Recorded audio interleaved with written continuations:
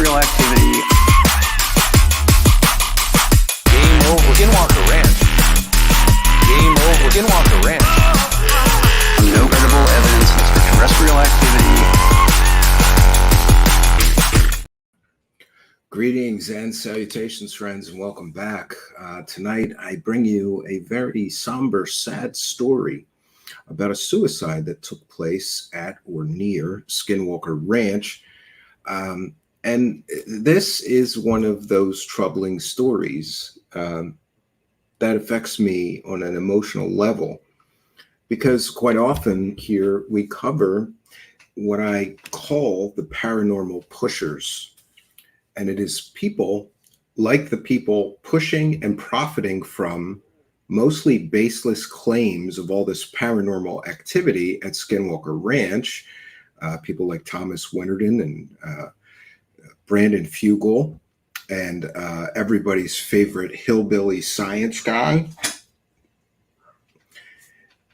These people and their supporters always comment to me and act as if the promotion of these false realities, it's just entertainment. It's not, we're not hurting anybody.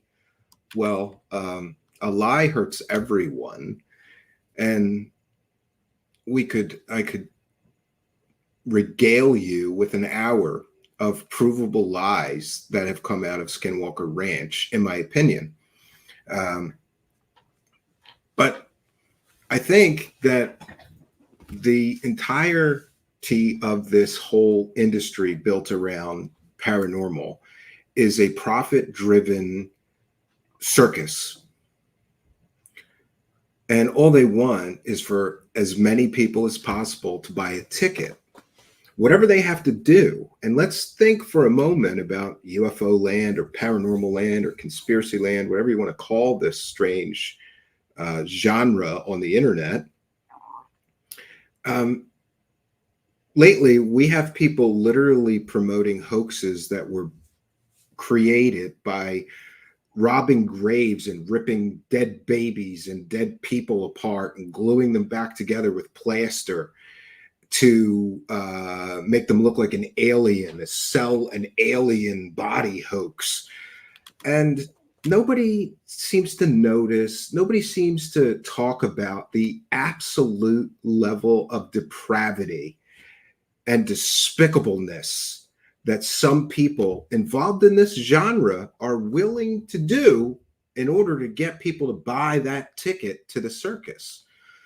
And I, for one, have grown tired of the profiteering people who act like they're not hurting anybody, act like it's all just fun and games. It's all fun and games until somebody digs up your dead grandmother and her body in order to sell a fake alien hoax. And lately, I've been seeing, and I will name names. We've got Matt Ford from the Good Propaganda Show. He's jumping in to cash in on despicable things, absolutely despicable things being done to sell fake alien stories.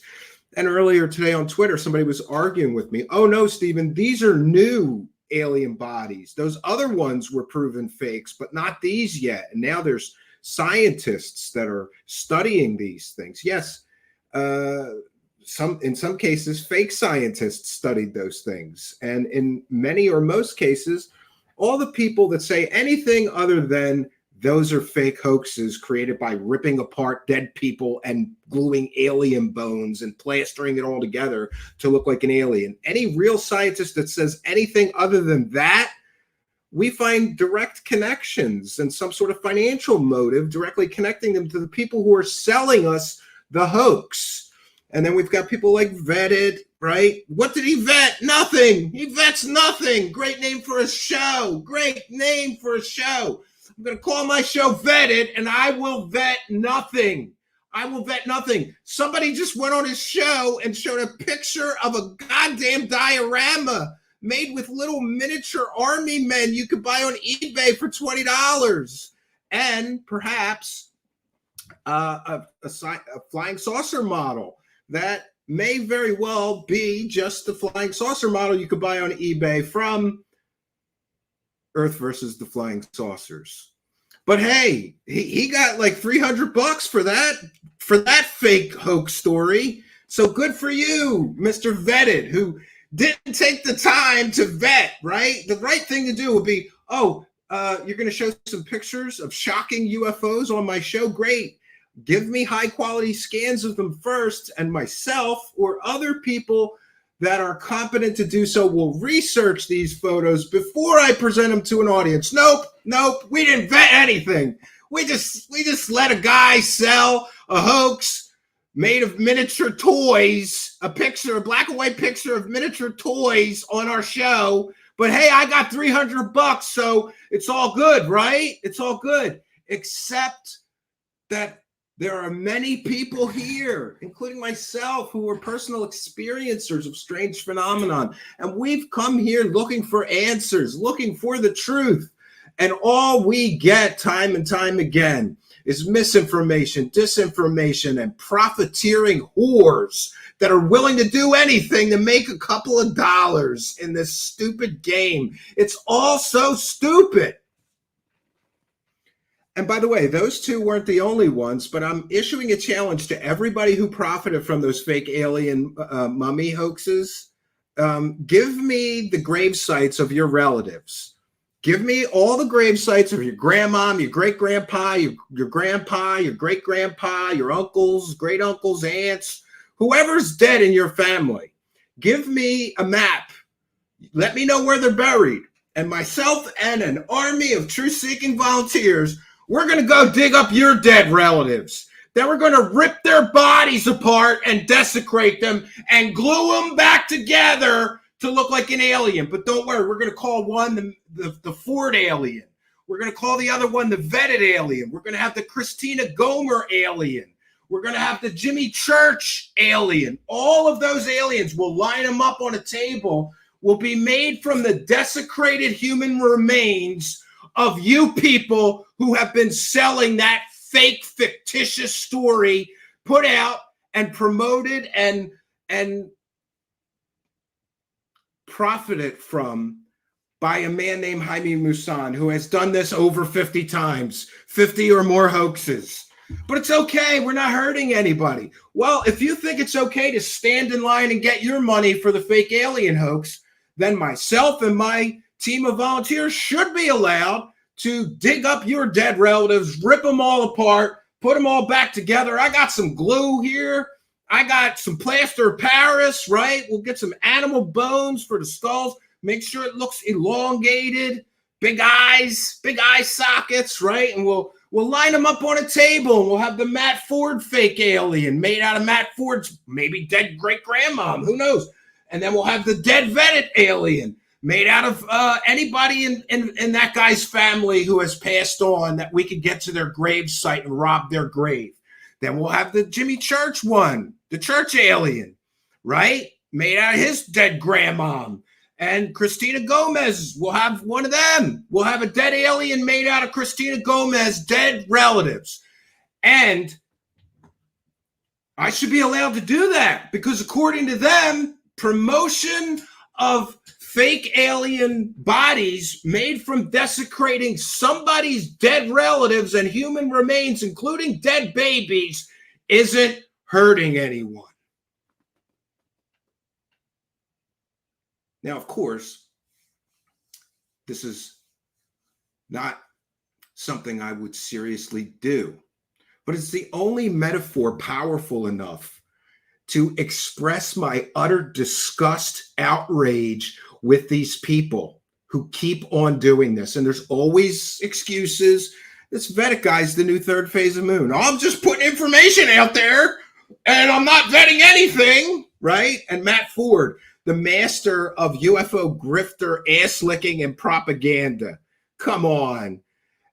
It's not like they do this once. This is what they do. This is how they make their living, selling you fake information, false information, disinformation, and hoaxes. These people are all multiple proven hoax promoters. They have all provably promoted multiple fake hoaxes for money. That's what kind of people these are. And you would think that there'd be some line that you wouldn't cross, some ethical boundaries, right? Well, listen, this one's too much. They ripped apart a dead human baby to put this dead alien together. I'm not going to step in line to get my money from that one. That's gross. No, they all couldn't wait to get in a line and get their couple of dollars out of this shit. And I'm here trying to be the honest one, the ethical one, giving people the real truth, you know, doing research for hours on end instead of just running with anything, including, oh, I don't know, plastic toys claiming that they're real UFO photos. It's just, I'm in the world of stupid crazy. I'm trapped in the world of stupid crazy. And remember that those people love to jam it at me and say, you're just mad because you don't get as many views, Stephen. Well, we're not here selling hoaxes based on ripping apart dead human remains and gluing them back together, you asshole. Like, pardon me, I didn't sign up for that. That makes me a loser to these people because I won't lie every day of my life for a couple of dollars. And you know, every time I think like, okay, there's some good people too, then I get shown the despicable nature of some of these disgusting dirtbags that are in this thing, and I'm in it too. What am I supposed to do here? To make my show survive, what do I do? Can we compete with that level of depravity? In order to make a couple of dollars, keep the lights literally on here on my set? No, I can't or I won't. So, you know, people who have honest and good intentions, I've seen so many shows come and gone. Anybody that had an ethical backbone or the least little bit of morality or, God forbid, even just asked a few hard questions of the Grift Squad, the UFO promoting Grift Squad, their shows are over. Their shows are done because you can't compete with this. So I suppose my only option is I'm not going to try to compete with that. It's apples and oranges. You want to go to some guy whose show's name Vetted, but he doesn't vet anything to get the truth? Good luck. Good luck. And I hope he makes a lot of money and his show continues to grow by leaps and bounds. Guy hasn't been here a year, right? And you know, 50,000 views for promoting a hoax. But hey, you know, he gets $300-400 a hoax. He promoted that hoax, the dead alien hoax, the dead alien mummy hoax. He's profiting and promoting from the alien interview hoax. He's profiting and promoting from this plastic toy UFO photo hoax. It's a big game and it's a big club. And I ain't in it. And then, of course, we got Matt Ford. He's right there to get his money from the dead baby alien hoax, right? It's absolutely ridiculous. But on to our major presentation. Recently, there was someone found dead at Skinwalker Ranch. But before we get to that major part of the story, I always like to remind myself that some people may be tuning in for the first time and don't really have a good education or background in Skinwalker Ranch and the various claims. So I've prepared some brief notes about Skinwalker Ranch. It's located in northeastern Utah and has garnered considerable attention due to numerous alleged paranormal occurrences. Pardon me. Tonight, we'll be critically examining some of these claims, highlighting the lack of scientific evidence often supporting them, and discussing the broader implications of media-driven belief in the paranormal. It underscores the psychological and societal risks associated with the consumption and propagation of unverified supernatural narratives. Skinwalker Ranch has become a focal point for paranormal enthusiasts, owing to due in part to purported sightings of UFOs, mysterious creatures, and unexplained phenomenon. Popularized by television shows, documentaries, and books, these claims have captivated a global audience. However, A rigorous analysis reveals significant shortcomings in the so-called evidence supporting these stories. There is no evidence, no real, verifiable, or empirical evidence. And this, of course, raises concerns about the influence of this type of media on public perception and belief in the paranormal. The narrative surrounding Skinwalker Ranch is replete with sensational tales of inexplicable events. Key claims include sightings of unidentified flying objects, encounters with cryptid creatures, poltergeist-like activities, and cattle mutilations. Despite extensive anecdotal reports, the empirical evidence for these phenomenon remains sparse and often anecdotal.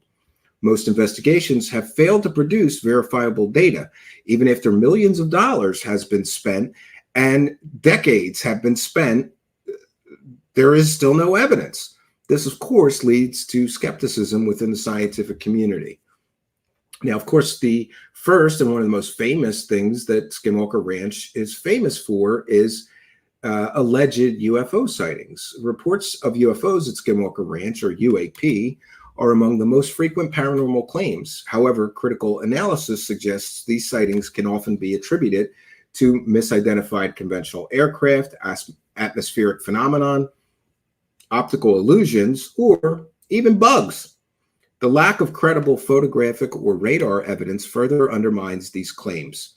And despite Brandon Fugel claiming they have all this evidence, he won't release any. And despite George Knapp claiming he had all this evidence, on Joe Rogan's podcast, he was forced to admit he actually has no evidence, even though in his book, he said the book was based on reams of evidence. The people promoting and profiting from Skinwalker Ranch refuse to show you evidence. That should be a red flag. Then, of course, there are alleged cryptid encounters there, tales of bizarre creatures, including the mysterious Skinwalker, a shape-shifting entity from Navajo folklore, are prevalent. And then, of course, we get smoking dogmen, werewolves, dino beavers, ghosts, goblins, and more. Yet, these accounts lack any corroborative physical evidence or reliable eyewitness testimony. These reports also lack any photographic or film evidence, despite the ranch being wired with all kinds of cameras for years and years and years. The narratives are often steeped in cultural lore, complicating efforts to distinguish fact from fiction. Then, of course, there are claims of alleged poltergeist activity, including the so-called hitchhiker effect. Allegations of poltergeist phenomenon, such as objects moving independently or strange noises, are another staple of Skinwalker Ranch lore. Such claims are notoriously difficult to substantiate through science, often relying on subjective personal experiences, which are, of course, susceptible to cognitive biases. Then, of course, there are alleged cattle mutilations. Unexplained livestock mutilations are frequently cited as evidence of paranormal activity. However, investigations typically reveal natural causes such as predation or disease, which are either intentionally or unintentionally somehow misinterpreted by the profiteering promoters of these claims as supernatural, and of course, due to sensationalist media coverage. Television shows and documentaries about Skinwalker Ranch have played a crucial role in amplifying these paranormal claims through dramatization and selective presentation of evidence. These programs create a compelling, sensational, yet misleading portrayal of the ranch as a hotspot of supernatural activity. The media-driven narrative can distort viewers' perceptions, fostering a belief in the paranormal that is not supported by scientific scrutiny or any actual or real evidence.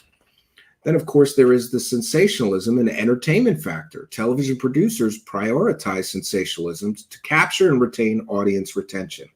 This often leads to exaggerated or fabricated content that prioritizes entertainment value over factual or scientific accuracy. The resulting misinformation can perpetuate myths and hinder real critical thinking. Of course, there's a psychological impact to all of this. The constant exposure to dramatized paranormal content can have significant psychological effects. Viewers may develop irrational fears or obsessive interests in the supernatural, leading to anxiety, depression, or even delusional thinking.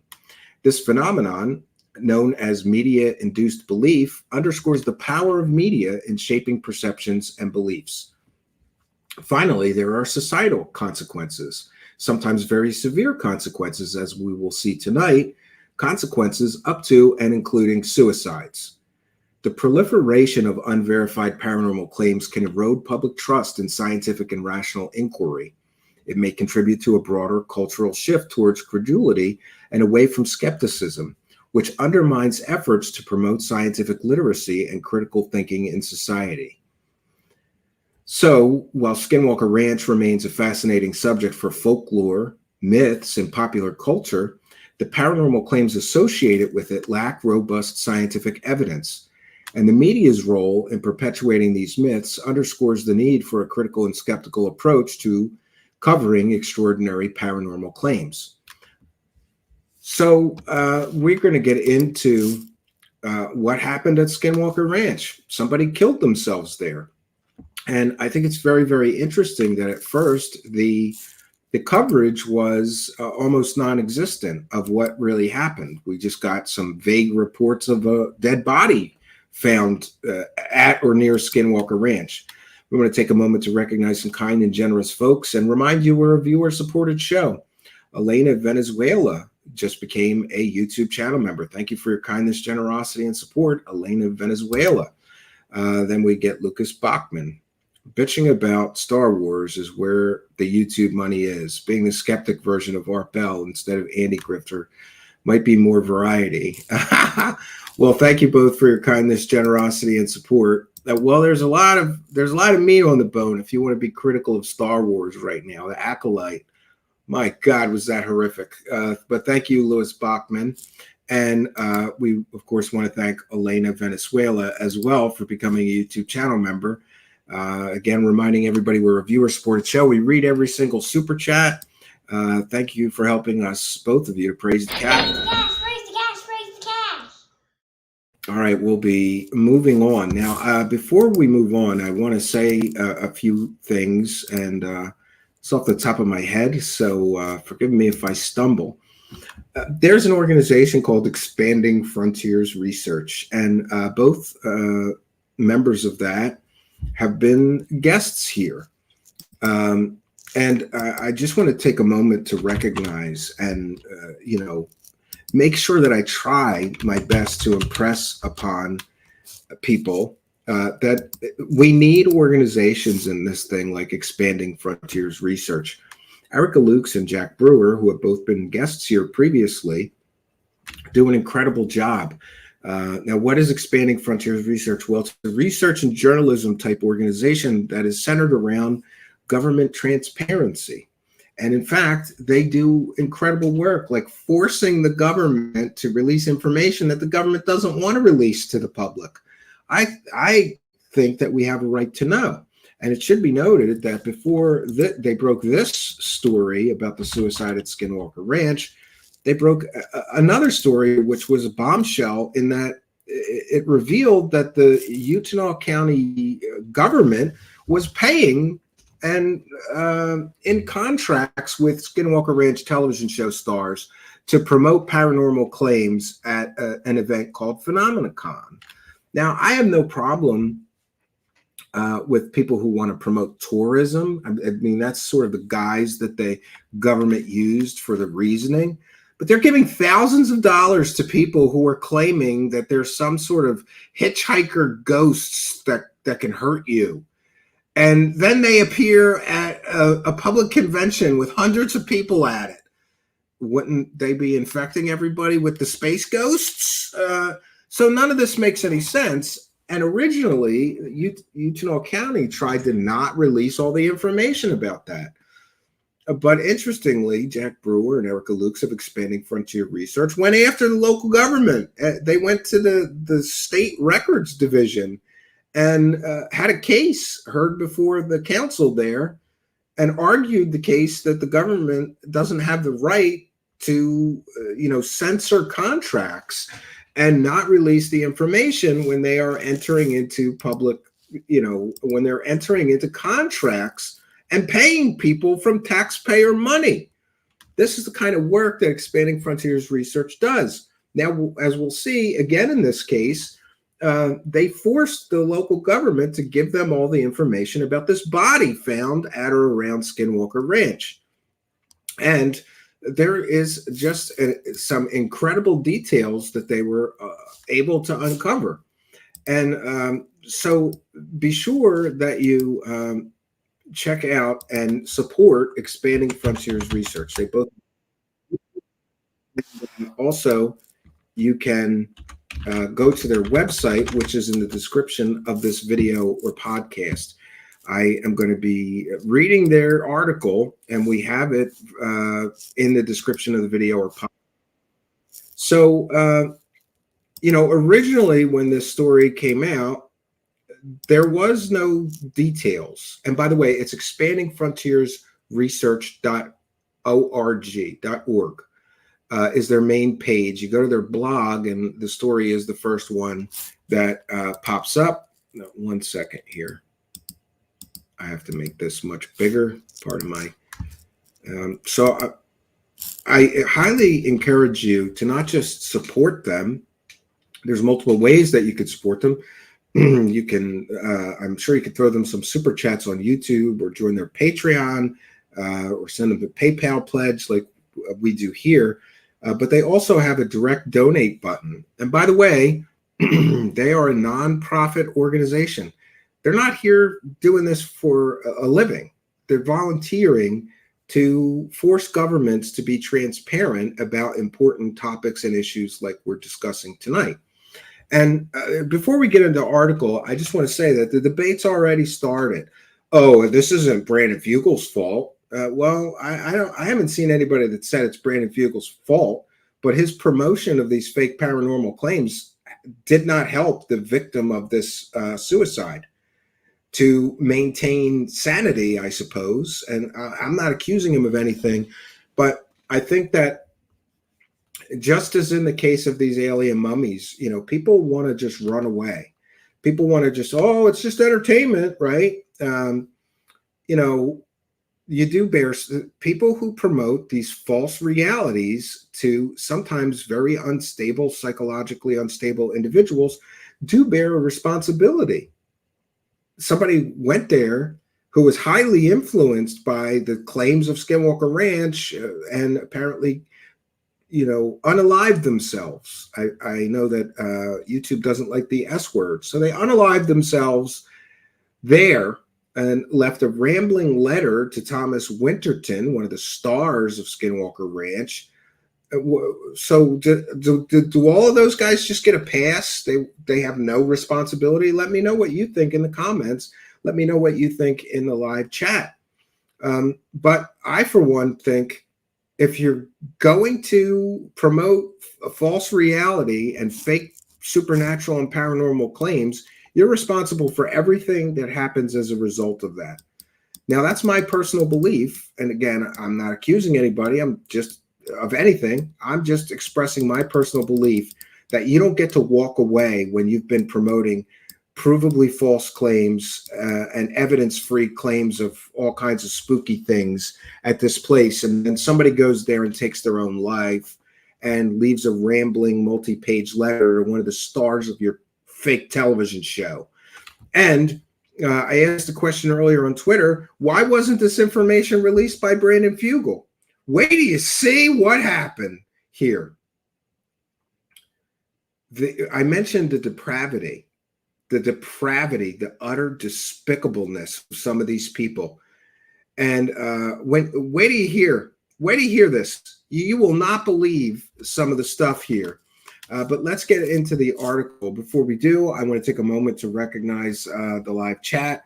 We'll give some shout outs. Shout out to ML, Tim Houston, Talmot, Wise Monkey, DJ D's is here, Patty Wilhelm, Martin R, Wise Monkey, Brett Clark, Chuck Bam, Ryan Gooden, XXX, Martin R, Mr. Ree. Haven't seen you in a while, Mr. Ree. Yes, and we've got David B. Marina Faye is here. We're going to get into that. Marlena, I should say. Ryan Goodwin is here. Erica Lukes is here. Oh yeah, and she says thank you for bringing attention to the story. I had a very hectic day, Erica Lukes. I was going to message you and say, is this okay? But I figured it's better to beg forgiveness than ask permission. I didn't think that you would mind. And by the way, I donate every month. A portion of Truth Seekers proceeds every month goes to expanding frontiers research. And no matter how struggling we are here, I will always try to break them off a couple of bucks every month. Because I think that's just so important what they're doing over there. And, and also we get the bullhorn problem. The people selling the bullshit have the biggest bullhorn. The people revealing or exposing the BS have a tiny bullhorn. So, the level, the difference between the BS promoters, millions of views, hundreds of thousands of views, 50,000 views, 10,000 views, whatever, versus somebody doing good, ethical, morally correct, real investigative journalism, getting 1,000 views or whatever. I mean, I experienced that here. But we're very fortunate that sometimes, we catch the algo or something and we do a little better. But I donate to Expanding Frontiers Research every month. There's a donate button right on their website. They're a 501c3 charity, which means you can feel good about donating to them because they're a real nonprofit. And every dollar they get, I'm sure, goes into their mission there, which is great. I was giving shout outs. I got distracted by Erica Lukes. Steve Long is here. Tim Houston. I mentioned ML DJDs. Let me see. Brett Clark, Wise Monkey. I mentioned Wise Monkey. I don't know. I've gone pretty far back here. We've got Talmud is here. I mentioned Mr. E is here. I haven't seen Mr. E in quite a while. Good to see you in the live chat. William Runner is here. Pete Berry is here. Garage G is here. Brett Clark, Chris Johansson, Gabber Beast TV is here as well. So we're going to get into the article, and I appreciate that. And Carol G is here and says, I'm new here. Hello. Well, we love new faces. Make sure you subscribe and hit the notification bell. You'll know when we're doing every live broadcast. And there's some free memberships up for grabs. For those unaware, if you haven't already, hit that subscribe button because people keep gifting free memberships here. There's lots of them that people are gifting. And if you're a subscriber but not yet a member and somebody gifts memberships, YouTube randomly gives them out. So you can get a free membership just for clicking that subscribe button. Be sure to smash it. Now we have Caesar Tejada. I hope that's right. And Flubber Lane is here as well. So welcome one and all. We're going to get into the article. And I wasn't going to, but I think I'm going to read the entire thing. And then we'll have some discussion with the live chat about this. Also, before we begin on this, I just want to make sure that I announce I am well aware of various dramatic happenings on David Wilcock's latest stream. Tomorrow we will cover that, but I want to focus on this for this evening. I think this is an important story that is very, very important. Posted 10 hours ago by Jack Brewer. Of Expanding Frontiers Research. And here you can see we're in the blog portion of their website. I don't even have a blog on my website. I got to do that someday. Police report, suicide victim was fascinated with Skinwalker Ranch by Jack Brewer and Erica Lukes. And they start the article, and I'm going to read this too because I think this is very, very important. If you or someone you know is in crisis, call 988 to reach the Suicide and Crisis Lifeline. You can also call the network at 800-273-8255, or you can text HOME to 741-741, or visit speakingofsuicide.com/resources, or just speakingofsuicide.com. And interestingly, also, one of the things I love about Expanding Frontiers Research is when they do these records requests, and get the records, they release all of them. So here we have, wait a second. 1 second. Why is that doing that? I think I have it open twice. That's why. Yep. 1 second. Okay. So I had it open twice. I apologize. So I want to make sure that we impress upon anybody within the sound of my voice. If you're really having a tough time and things are getting that dark, please reach out for help. Don't use a permanent solution to deal with what are most likely temporary problems. No matter how dark things get, life is a gift. Every day is a gift and worth living. So please reach out to the Suicide and Crisis Lifeline. Speaking of suicide.com, or call 800-273-8255. There's always help available for you, including social services, counseling, psychiatry. They can help you find the help that you need. And as I mentioned, the Utah County Sheriff's Office records are included. Every time that Expanding Frontiers Research gets documents, they publish them publicly, so other researchers, reporters can use them and report on them. That's why I donate to them. They're doing this, and so I don't have to, which is a great help. And I really believe in government transparency. If those records are out there, I should be able to look at them. Everybody should. And Expanding Frontiers Research goes out of the way to get them and make them public. So the article begins with Utah County Sheriff's Office records obtained by Expanding Frontiers Research state the body of a deceased individual recovered earlier this year in the vicinity of Skinwalker Ranch died by suicide.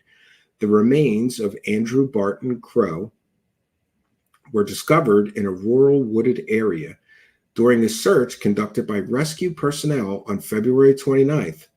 The decomposing body was located about 40 yards from where Crow's motorcycle was first seen abandoned on the roadside on the evening of November 23rd, 2023. So this is where it gets really sad.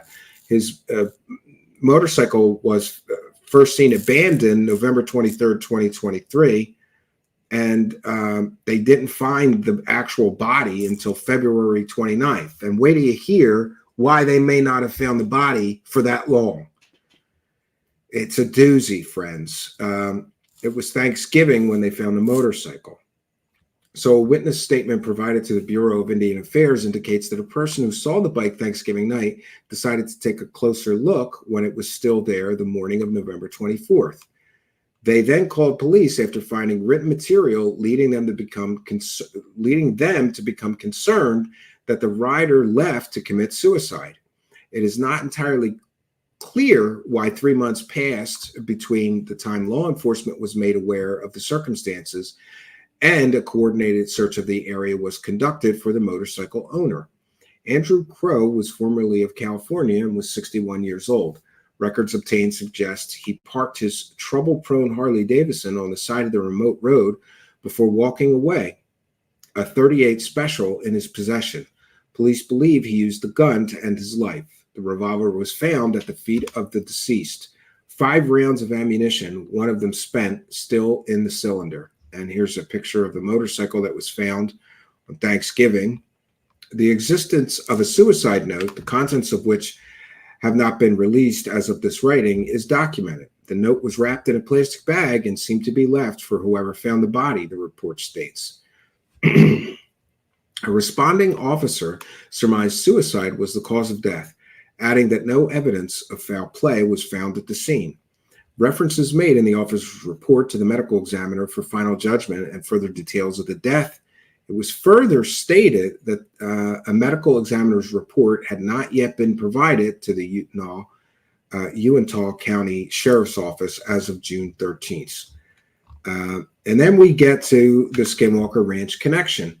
A manila envelope addressed to Thomas Winterton was found on Andrew Crow's motorcycle.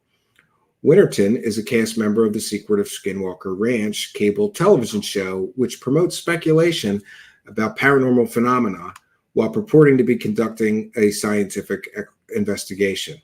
He is also the organizer of Phenomenon, an annual event underwritten by Utah County, which directs the attention of the public to such topics as Skinwalker Ranch, UFOs, and Bigfoot. You may also recall, I believe it was Thomas Winterton that threatened to sue Expanding Frontiers Research, essentially for asking too many questions, right, about those business deals that he has with Utah County. So this person who committed suicide left a manila envelope addressed to that person, Thomas Winterton, of the Skinwalker Ranch television show. The envelope addressed to Winterton contained a series of handwritten pages, one of which an officer documented provided a phone number, yet stated the number was only good until midday, November 24th. The officer wrote further, the first of the pages state that the bike was being turned over to Mr. Winterton. Police interpreted Andrew Crow wanted Winterton to have his Harley. 6 pages, apparently intended for Winterton, image of which are provided below, contain such references as dangerous energy sources believed to be on the property, planetary portals, exotic craft, Robert Bigelow, and a UFO investigation group known as UAPX, a member of which was portrayed as mysteriously falling ill during a visit to the ranch as televised on an episode of The Secret of Skinwalker Ranch. The pages could be interpreted as an effort by Crow to inform Winterton of the inherent otherworldly dangers of the ranch and the perceived solutions. And here is where it gets pretty sad. So this is a handwritten sort of rambling note about all this stuff to Thomas Winterton. Winterton is among those who financially benefit from most of their involvement in Phenomenon. Uintah County, records obtained by Expanding Frontiers Research, indicate that he was issued over $5,800 for the 3-day conference in 2023. He is a speaker at the event and is featured in what are termed add-on activities.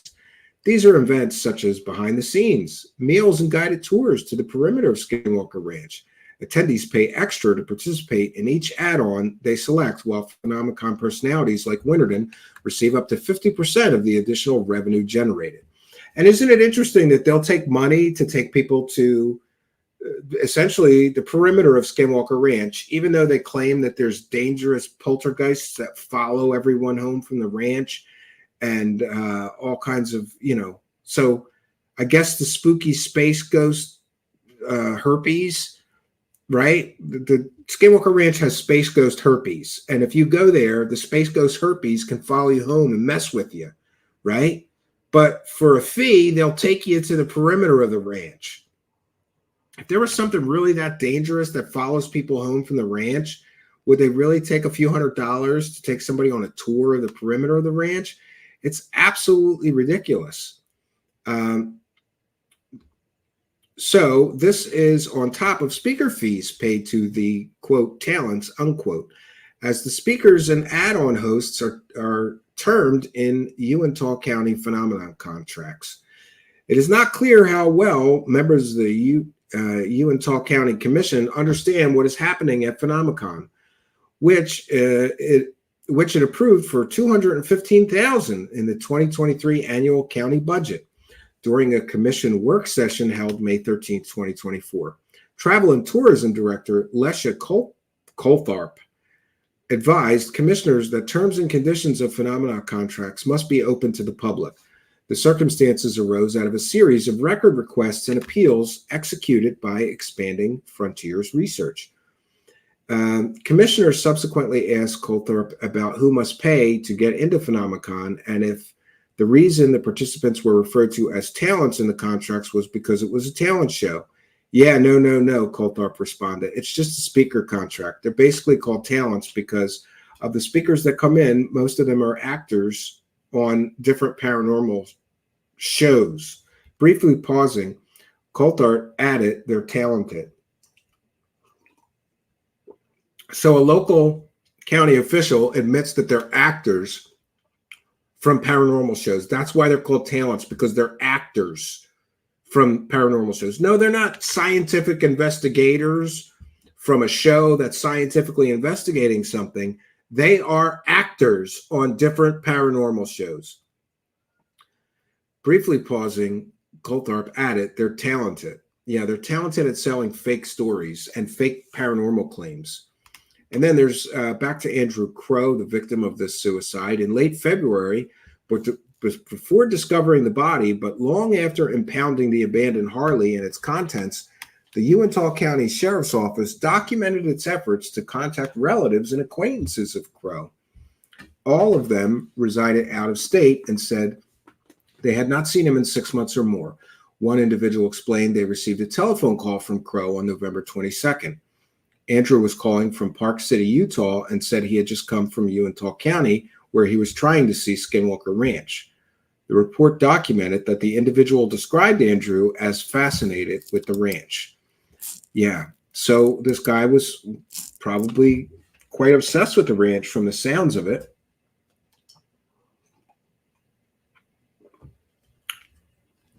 Jack Brewer and Erica Lukes in this article go on to say, a detective collected statements and observed evidence from the bike that formed a profile of a depressed, recovering drug addict and alcoholic who was taking pain medication for hip and knee problems.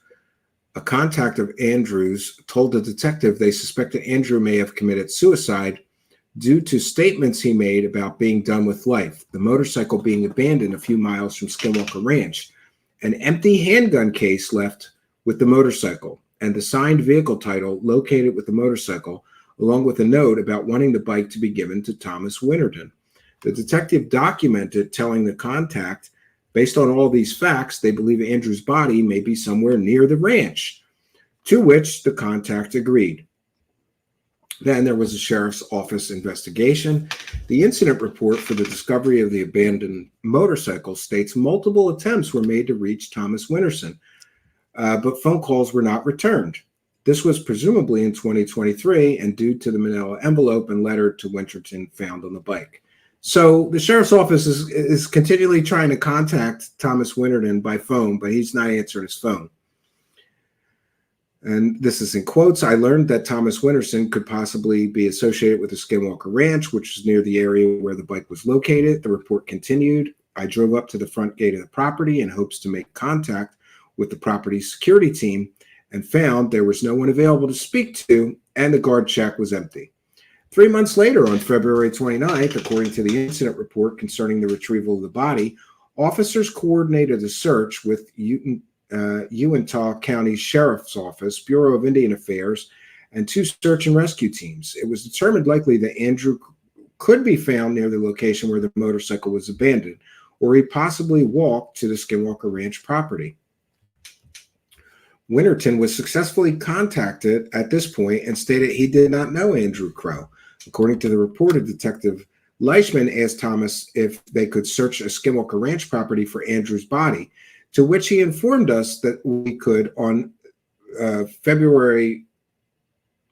March 1st, as they had a film crew there to do work at the ranch currently.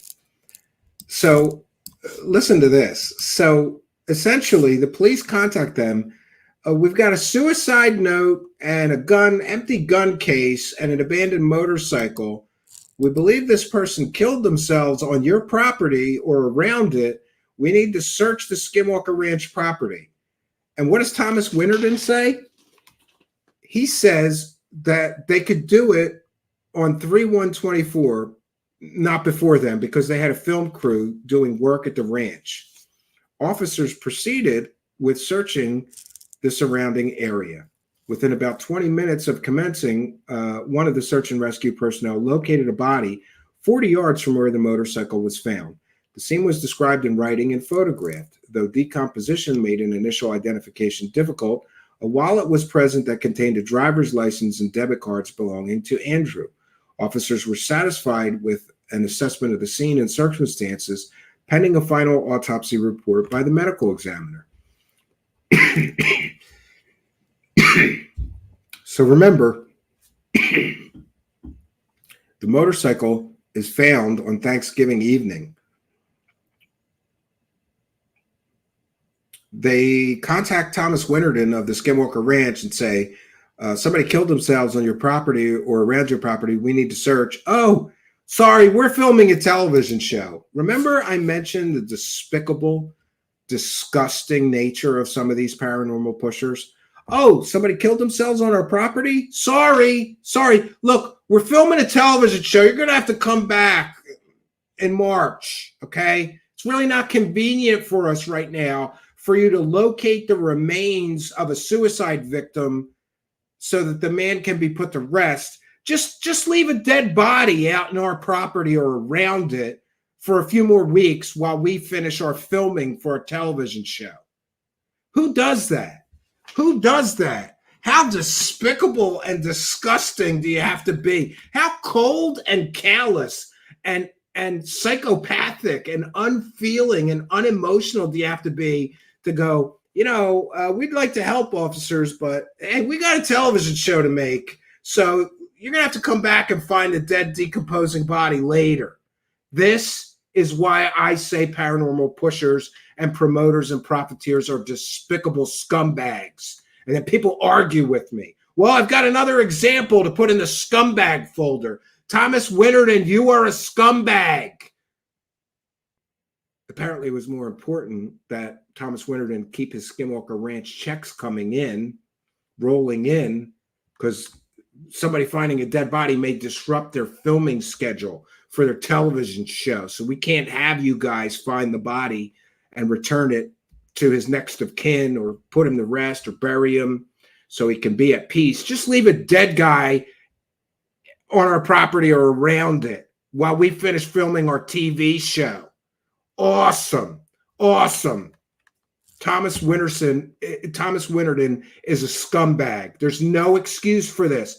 And by the way, Brandon Fugel is a scumbag for allowing that to happen.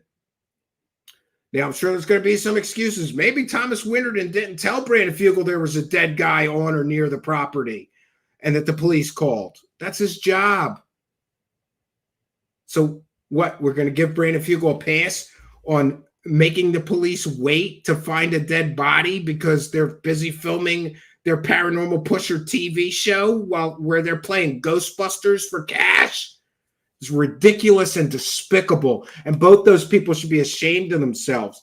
And, some people may not consider them, but I'm fine with people that are Mormons being considered Christians. Brandon Fugel was at least raised a Christian. In Christianity, you were taught as a child growing up as a Christian to be a better person than be some kind of scumbag that is like, listen, let a dead body just lay out in the field. We got a television show to film, and we can't disrupt that for you police officers trying to locate a decomposing suicide victim on or near our property. You're going to have to wait. It's despicable. It's disgusting that they did that. There's no excuse for that. Nothing they say can make it right. But where's a statement about this, Brandon Fugel? You're just going to not say anything that you guys were more concerned with filming your television show than helping the police locate a decomposing suicide victim at or near your property? It's ridiculous. Welcome to the clown world. This is the clown world where this is just okay.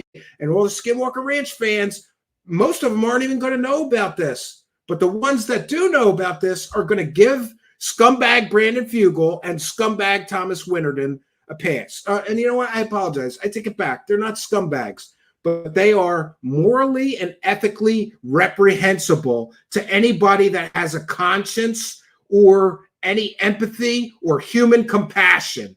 They are reprehensible to anyone with human compassion, considering what they did here. Absolutely ridiculous that they did this. No excuse for it. So we'll conclude the article. Officers proceeded with searching the surrounding area. Within about 20 minutes commencing, they located a body 40 yards from where the motorcycle was found. The scene was described in writing and photographed. So they identified the body through a driver's license and debit cards. Philosophies grounded in and next part of this is titled Reasonable Skepticism. Philosophies grounded in the benefits of critical thinking typically suggest that not much good comes out of overindulging the fantastic. Mislabeling entertainment as science and subscribing to wild speculation as fact often carry consequences, sometimes tragic. This is a very well-written article. I couldn't have said it better myself. And, I'm sure everybody's going to give Brandon Fugel and Winterden and Travis Taylor and all these Skinwalker clowns a pass for this. Oh, it's not their fault. They're just doing their thing. What responsibility do they bear for both the propagation and promotion of a false reality that may have contributed to this man's state of mind, and also to be so callous and cold to say, we're filming a television show. You're going to have to come back later to find this dead guy. Sorry, we're busy with our TV show. We got to keep the money rolling in. There's no excuse for that. It's reprehensible, and it is tragic. It's tragic that some people are this morally bereft, this ethically, compromised, that they do things that are so despicable and inhuman, like telling the police, oh, you're going to have to wait. The Skinwalker Ranch legend is used by an entire subculture of entertainers, writers, and filmmakers to create content, in addition to television shows and county-sponsored conferences. The unverified rumors are echoed and embellished through countless books and blog posts. Likewise, hosts of YouTube channels regularly pump out an endless assortment of videos purporting to be hot on the trail of some ever-elusive mystery. The related debate about social responsibility was going on long before the recovery of a body near Skinwalker Ranch, and the content creators will continue clamoring for clicks and views with little to no pause. Yeah, this is an important point. Where's Brandon Fugel with a statement about this? He's just going to ignore this? He's going to ignore that one of his employees told the police they have to wait to look for the body because we're filming a TV show? He's going to just ignore this and not comment on perhaps the dangers of the promotion of false narratives may have on people with, fragile mental, states of mind. He's not even going to comment on a dead guy being found there, a victim, a suicide, fellow human being. As a matter of fact, the Andrew Crow case was framed by at least one dubious video creator as suggestive of alleged paranormal phenomenon, presumably an attempt to perpetrate mystery and drive site traffic before his name was even known. That's great. So we got paranormal pushers that are saying, oh yeah, that guy killed himself on Skinwalker Ranch. That was paranormal. That was big mystery. Why did that guy do that? Maybe the Skinwalkers made him shoot himself in the head. Ridiculous, reprehensible, despicable. To conclude the article, also noteworthy in this chain of events is that the Expanding Frontiers research request to the Uintah County Sheriff's Office was denied for records responsive to the abandoned motorcycle and the deceased individual. An appeal was virtually ignored. It was not until an appeal was submitted to the Utah State Records Committee and 2 mediation meetings were conducted that records began to be released. So again, this Uintah County they are fighting Expanding Frontiers Research to release any information that pertains to Skinwalker Ranch. And every single time that the government tries to deny releasing the records, Jack Brewer and Erica Lukes put on their battle helmets and they go to battle with these government people who don't want people knowing this information. And they won. They filed these appeals. And by the way, I've been through this one time for one story about a double murder in my area. The local officials wouldn't release any information. I almost had to go to court. There was no mediation. I filed appeals. Those were denied too. But congratulations to Erica Lukes and Jack Brewer for doing the right thing and fighting the government, forcing them to release it. People have the right to know, right? And the government that's paying the Skinwalker Ranch stars, they know this is bad publicity for them. The local government is paying the Skinwalker Ranch television show stars money. And this paints the whole thing in a very bad light. People might start asking questions like, why is the local government helping people that are promoting fake stories and fake paranormal claims for money? Isn't there a societal harm here? An argument could be made for that.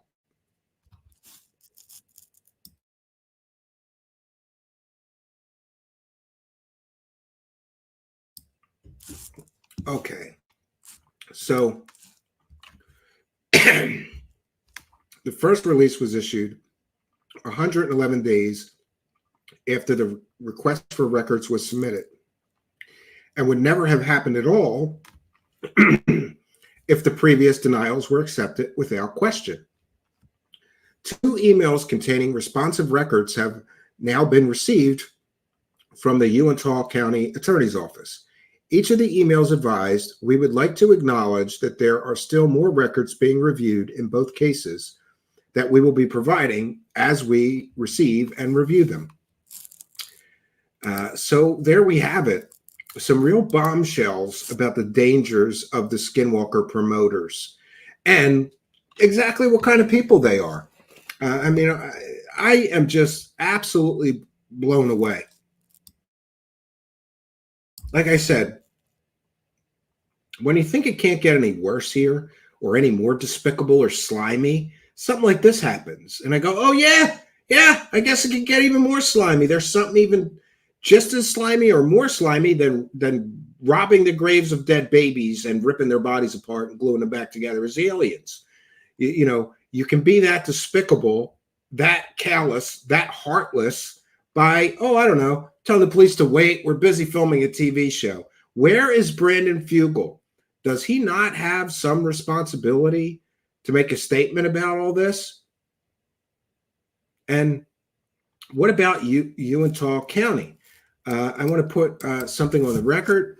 I called the Uintah County's attorney's office today and requested a comment about this story and about the Uintah County economic development paying the stars of Skinwalker Ranch who are promoting fake paranormal stories for money. And what is their comment about this suicide that happened here? And I got several official no comments from several Uintah County local officials. A legal aid, one of the state attorneys. By the way, the attorneys for the Uintah County represent the employees there. So the attorney doesn't want to talk about, you know, like maybe the wisdom of promoting fake paranormal claims for tourism benefit when it could have real societal harms. They didn't want to talk about that. They did not want to talk about that. We'll take a moment to recognize some kind and generous folks. Zizix is here. It says, life is too short to end it. Kind and generous benefactor throwing $2 in the super chat here. And thank you for being a member. And another one from Zizix, a cemetery tour is more fun. Thanks for being a member. Thanks for your couple of $2 super chats. We thank you for your kindness, generosity, and support, and being a longtime show supporter as Zizix has been, and his help for helping us to praise the cash. Praise the cash, praise the cash, praise the cash. All right, so I'm going to have some comments really off the cuff. I have some bullet points of other things that I wanted to talk about. Since we're talking about despicable, disgusting individuals, you know, it never ceases to amaze me that people just put their blinders on and pretend that all these people are truth seekers, right? It's just ridiculous. Like, at what point do you say nobody promoting this stuff is a good person? I mean, I'm getting there. I'm getting there myself. Maybe I've already gotten there. You know, we've got people ripping apart dead bodies. We've got people to sell alien stories. We've got people robbing graves to sell alien stories. We've got people that are content to let a dead man lay out in their property or near it because they're busy filming their paranormal television show. We've got garbage promoting hucksters like the Good Trouble Show and Vetted profiting from grave robbers that are ripping apart dead bodies to sell alien stories. They can't wait to get in line and get their piece of the money. It's shocking to me. And, you know, you would think after a while, I would be getting desensitized to the despicable nature of this thing, but I'm not. It's just always shocking to me because I don't know, man. maybe it's because I grew up Christian and I view the world through that sort of lens, like, love your neighbor as yourself. And, despite being angry and aggressive towards paranormal pushers, I believe that. And, there's some things you just don't do. You don't rob graves to sell alien stories. You don't let a dead man lay out in a field because you're busy right now filming your television show.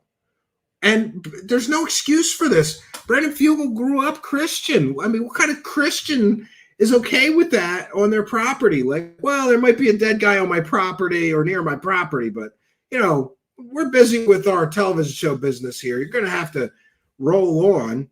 And then, of course, we've got these garbage peddling hoax promoters like Vetted and Good Trouble Show. That just drives me nuts.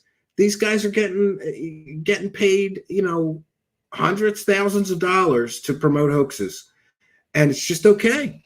Because, the real problem is there is no real evidence. So for people who desperately want to believe, all they got is people promoting hoaxes. So they have to go watch those guys. It's absolutely ridiculous. And I'm getting tired of it. We want to thank ML for a kind and generous $5 super sticker. Thank you for your kindness, generosity, and support and helping us to praise the cat. Praise the cash, praise the cash, praise the cash. All right. So I want to take some comments and questions from the live chat. Let me know, am I being too judgmental? Of course, the Bible also says, judge not lest ye be judged. But you have to evaluate people and you have to, come to some conclusions about people in your sphere and love it, like it, hate it, whatever. There are people here. I'm in the same sphere as these people, the same genre. And, one of the things that also bothers me is that everybody just keeps their mouth shut here. I'm going to let you in on some secrets here. I'm going to spill some tea. There's unwritten rules among all the paranormal people. You're not supposed to trash anybody else's bullshit or they'll trash your bullshit. It's an unwritten rule. That's how the game works. They all work together. Don't tell anybody my stories are fake, and I won't tell anybody your stories are fake. But of course, we get some back and forth sometimes, and people start fighting and attacking each other because there's just not enough money to go around. Even though, I always think it's so funny when people complain and say like that debunkers are making money. It's so stupid. A debunker can make 1% of what the paranormal pushers could on a good day. And, I'm not complaining. I'm thankful for all the support that we have here. But you could just look at the view count and think $10 per 1,000 views. That's what people are getting paid. So, we can go through Vettit's views and I could show you why he's promoting proven hoaxes. $300, $300, $300, $300, $200, $500, $500. There's a reason that he's doing that. And it's not because he's on a search for the truth or investigating, fact-checking, and vetting anything. It's because he's a whore. He is a whore. He's a paranormal whore. That's it. Put out the fake paranormal garbage and get the money. Go on, take the money and run, vetted guy. Same for Good Trouble Show. He's a mouthpiece for a bunch of proven scammer liars. That's what Matt Ford really is. A mouthpiece for a bunch of proven scammer liars. And I love people like Christina Gomez and Jimmy Church and how they'll just sit there and let a liar on their show. Jimmy Church had the fake doctor, Jonathan Reed, called him doctor for 2 hours straight. Everybody knows that guy's education is fake and he's never went to college. Not Jimmy Church. He'll play along. Okay, fake doctor, tell us about the alien in your freezer. It's so stupid. Why did I choose this? Did you know before Truth Seekers, I had another podcast called The Midnight Hour, which was about vaguely this stuff, but a little more believer-brained, I would say. It was years before I got so skeptical. But before I started my audio podcast, it was going to be this crap or true crime. And I thought that true crime would be too dark and depressing to do every day, right? Murders and serial R's and, people who assault people and, kidnappings, homicides. I thought covering true crime every day would be too dark. But the longer I'm in this is much darker. This is much darker, more destructive, more disgusting, and more despicable than covering murders every day.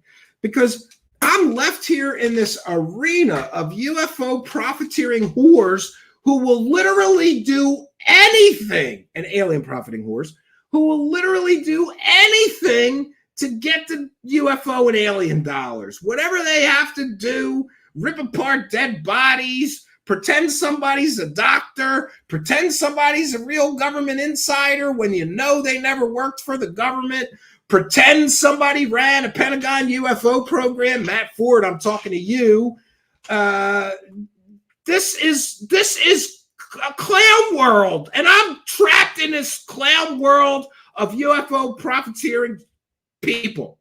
I don't want to keep using expletives here. And the longer I'm here, the more ridiculous it seems to get. We've got David Wilcock running around telling people to take baths in their own urine and they'll get superpowers. He's pulling the mass arrests again. He's telling everybody that the internet is going to go down and the mass arrests are going to happen and the alliance is finally taking down the dark cabal or whatever, and the mass arrests, and there'll be tribunals, military, there'll be military tribunals at Guantanamo Bay. And he did all of this a couple of years ago, and none of that happened. And both times he's grifting for money. The whole time he's telling people that this is what's going to happen and pushing this Q-tard nonsense. And then we have hundreds and hundreds of podcast hosts who are all intellectual weaklings and cowards who interviewed Lou Elizondo, but didn't have the balls to say, excuse me, you never ran a real Pentagon UFO program. Your whole backstory is a lie. Your whole origin story is based on fake facts. And remember, we talked about this before. A lie requires your participation. So all of these disclosure boner bros are all lining up to interview a fake Pentagon UFO program director. Welcome to Clown World, right? And they all got to keep their mouths shut and not say that he only ran a Pentagon UFO program in the world of make-believe, right? You can't say anything. You can't ask him any hard questions. And you can't call him on the lie he built his whole career on. And then let's get into it, friends. Everybody who has ever hosted a star of Skinwalker Ranch, Christina Gomez and all of you people, Jimmy Church, all of you, with a few possible exceptions. I could think of one or two people that actually covered the Skinwalker story right, one of which had incredible access. But all of these bottom-feeding parasites who are signing up, that's right, they're the UFO circle jerkers. That's a great way to support the show. Buy some merchandise. I need to praise the cash because I can't get access to these people because I will not participate in their lies. Let me explain to you what I mean. Lou Elizondo will not give me an interview because I'm not one of the intellectual weakling, ass-licking cowards, fans of his that he goes to for interviews like Matt Ford. Matt Ford's got his tongue so far up Lou Elizondo's asshole that I think Lou Elizondo has to drag him around behind him. I don't lie. This whole paranormal world is all lies, 99.99% of it. And if you're not willing as a show host to participate in the lies, you can't get the interviews, which means you don't get the same views as the people that are willing to sell their soul for clicks and views and money. This is a den of thieves and just despicable scumbags. That's what the UFO world is. That's what the paranormal world is, the Bigfoot world. All of this is all a bunch of scumbags trying to get rich, do whatever you have to do to get the clicks and the views. Let's get rich. Sell another book, sell another documentary, sell another fake story. Hey, you got to love Vetted is selling children's toys, miniature toys on his show to make money. But congratulations to him, because he sure does better than me. Probably got $300 to $500 for promoting a hoax made out of toys by a known promoter of garbage, who, of course, is promoting a film, right? It's discouraging and it's despicable. And I really, really need a break from all of this madness. You know, what am I supposed to do? Well, I could cave and start participating in lies like everybody else, right? I could just turn into Matt Ford and be willing to take a shot in the mouth from Lou Elizondo anytime, right? To get some clicks and views. I can promote completely fake Wikipedia hoaxes like Matt Ford. I could host all the proven scumbags selling the fake stories and not have the ethical or moral courage to stand up to them and say, excuse me, this story you're selling is fake. And by the way, everybody you hear that's interviewing these people, like George Knapp, like Lou Elizondo, like Dave Grush, like Travis Taylor, like Brandon Fugel, anybody that you hear interviewing these UFO celebrities is in on it. They're in on it. They have to participate in a lie in order for it all to work. And nobody opens their mouth, or you lose the access, and then you don't get the views. It's all one big game. And God forbid somebody come along who has facts in hand and actually did their homework and research. We've got idiots out there calling their show Vetted that don't vet anything. There's no way he vets things, or he wouldn't let people sell fake UFO photos made out of children's toys and models on his show like the idiot that he is. It's so ridiculous. What am I doing here? I could be doing so many other things. There's so many things that I have yet to accomplish in my life. And when I think about the constant struggle to even just survive here, right? And meanwhile, all the lying scumbags that are pushing this garbage and actively participating in lies, they're not just surviving, they're thriving. David Wilcox living in a multi-million-dollar mansion. Lou Elizondo's a fake Pentagon UFO program director that's been lying to everybody for years, and he's getting book deals and TV show deals and speaking fees, right? And of course, there are certain people like Brandon Fugel. I guess he doesn't need the money, but all of his buddies that work on Skinwalker are sure getting rich, pushing fake paranormal claims, pretending bugs are alien spaceships that are doing 30,000 miles an hour. Even though Travis Taylor's a goddamn optical physicist, he's an optical physicist and he doesn't know the difference between a bug and an alien spaceship. Explain this to me. Make it make sense. I can't make any of this make sense anymore. It's just so stupid and so ridiculous. And I got to take a long break from this or something, because I can't. It's just too stupid. It's all just so stupid. And then, you know, I have these people and they say, but Stephen, you can't quit. You're one of the only skeptical voices. And hey, I'm thankful if you appreciate the sacrifices that I have made to not participate in a lie like all of these garbage peddlers do. I appreciate it, but then I start to feel like, well, now I'm obligated here. I got to keep going because there's not enough.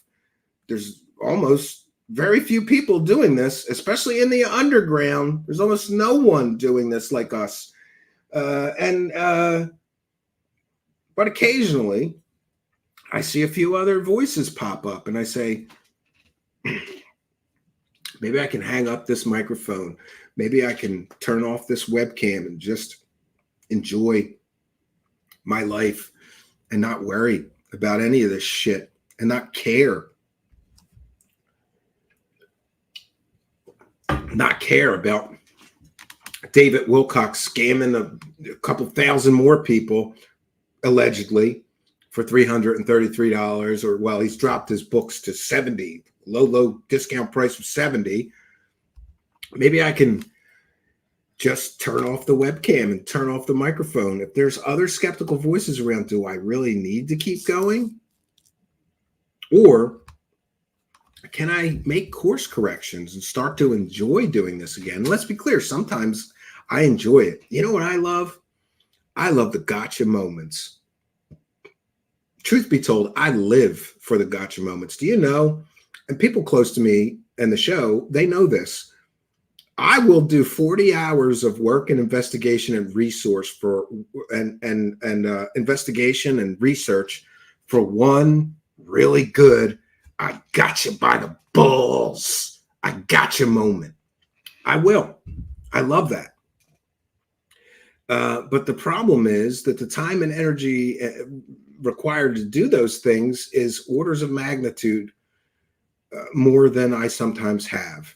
And, you know, this fast-paced media, we got to put out another show, got to put out another show. I don't have 2 weeks to do research into one story to catch one clown scammer scamming people. I wish, however, that I did. So, you know, I don't even know what else to say, except that I'm sure that I am going to be needing to step away here and just, you know, like I said, like live my life and enjoy. This is so stupid. I'm arguing with Twitter about new fake alien mummies, but no, Stephen, these are new alien mummies. These aren't the ones you already proved were fake. You gotta prove these are fake. By the way, that's another thing. Cue the Foo Fighters song. I don't owe you anything. There's some idiot arguing with me about Stephen Greer. Oh, you got to prove he didn't meet with those presidents. You didn't prove it. I went to every presidential library, no mention of Stephen Greer, except for the Clinton library, because he mailed in something. Mailing a letter to President Clinton is not briefing President Clinton. That's called an exaggeration, a tall tale, a lie. But anyway, this person on Twitter, no, Stephen, you got to prove he didn't. You have to investigate this. No, I don't owe you anything. The person making the claims is required to provide the proof or evidence that their claims are true. And until then, I'm allowed to consider their claims bullshit, especially when they've been caught with fake claims over and over and over again. Stephen Greer is right now running around telling people that 4 people that worked for him on his team got murdered because they were helping him uncover the truth about UFOs. And people interviewing him just sitting there and let him say that. Nobody says, can I see the death certificates? Wow, were there police investigations into those murders? Can we talk to the family members? Because surely if their family member was murdered, they'd want to talk about finding the truth of who murdered their relative. No. You know, a couple of people, near as I can recall, because I did fully research some of that stuff with Greer and those claims, a couple of people that worked for Greer died of natural causes. He used that to grift. That's what people do. No matter what happens, you use it to grift, right? Oh, the brakes went out on my car. The deep state is trying to murder me because I'm getting too close to the truth about aliens. Somebody died that worked for me. Oh, he got injected with fast-acting cancer because he was helping me uncover the truth about the aliens. It's all a grift. It's all storytellers telling stories, hoping you won't catch the ridiculousness of some of their claims. And but back to I don't owe you anything. Don't you dare demand that I do something. I've got a wife. I've got 2 beautiful children. And by the way, my younger son is driving me nuts with this gaming PC. You know, he'll play a game for an hour and then go, can you get me this game? Can we buy this, Dad? Can we install this? All day. But my point is, isn't there more important things to be doing? I don't owe you. I don't have to investigate anything that I don't want to. And when it comes to proving grifter scammers like Stephen Greer or Jaime Maussan, I'm allowed to take the default position that anything they put out is fake. because they put out fake things for decades. Are we really? And I feel like, these people on Twitter, like, oh yeah, Jaime Maussan put out 5 completely and totally provably fake aliens that were glued together from human remains, llama skulls, dog skulls, plaster. It's been proven by real scientists, real forensics and anatomy experts that were not connected to Jaime Maussan, looked at them and said, this is what we're dealing with. Some dirtball robbed graves and glued these back together the wrong way to make it look like an alien, right? And Jaime Maussan did that 5 times. But hey, now there's new ones. So I have to prove it again. I have to put all this time and energy and look up Brandolini's law, which states that the amount of time and energy and effort required to dispel bullshit is orders of magnitude more than it takes to create it. So every time one of these idiots comes out with a hoax and people start demanding that I debunk something, it's orders of magnitude of work more than it took to create the bullshit to dispel it.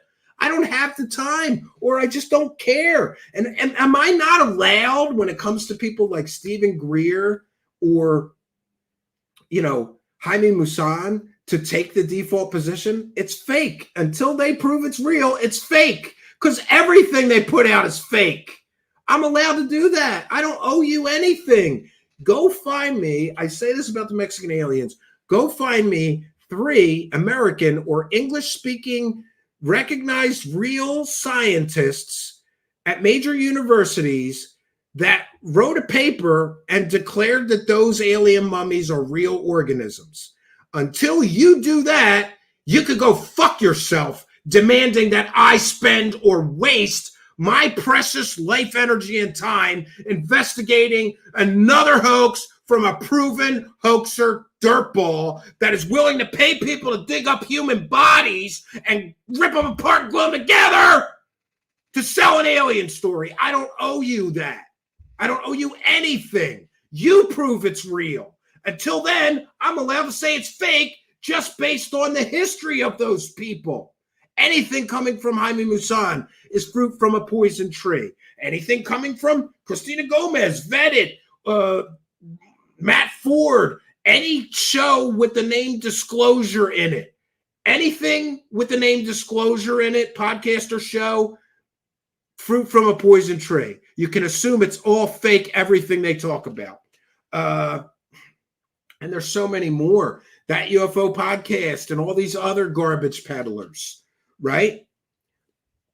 You can just assume that everything those people promote and are talking about is fake. Disinformation, misinformation, hoaxes. They're all proven hoax promoters. Why do I have to waste my time on proven hoax promoters? Why should you waste your time and give them what they want? They want that click, that view. We're all living.